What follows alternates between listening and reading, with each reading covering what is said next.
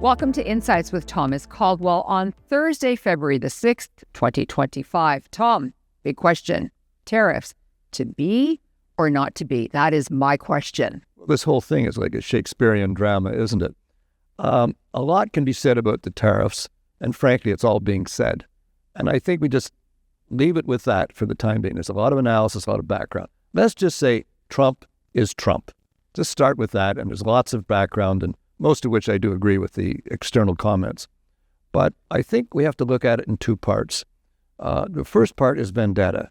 There is an argument here that he is really trying to get Trudeau. He hates Trudeau. He hates the Prime Minister for the obvious reason of the G7 debacle, if you will.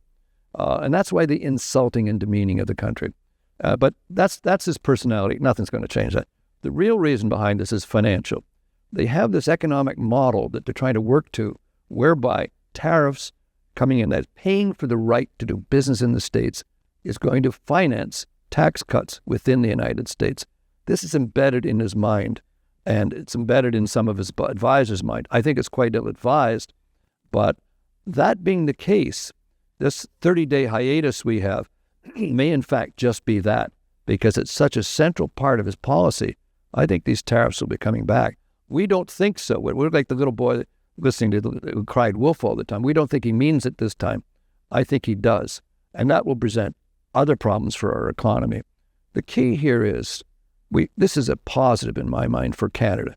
It's a grow up. It's a wake up call. We've had 9 years of anti-growth policies, all kinds of other policies, whether it be climate, whether it be debase the hydrocarbon business, whether it be piecing off people who are special interests and wasting money. We didn't put money aside for a rainy day, as our parents had taught us. So the key here is it's a wake-up call for Canada. I think that's a positive. We cannot depend on them. America does not have friends. They only have interests.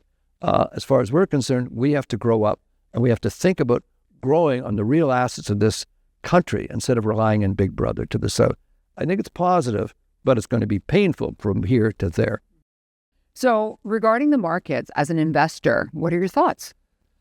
Well, my thinking is the market right now, there's a sigh of relief. The dollar's been fairly strong throughout all this, and the Canadian markets are right back up where they were. But if you accept my previous thesis that they're going to have these tariffs win, lose, or draw, this is just hiatus, that he's coming back with something, that's kind of tricky. And that, when people realize that we may not be able to wiggle out of this, that could be negative for the market. So I think, a month or so out, we might see a bottom here. Or really smack down for a little while. I think that's going to be an opportunity.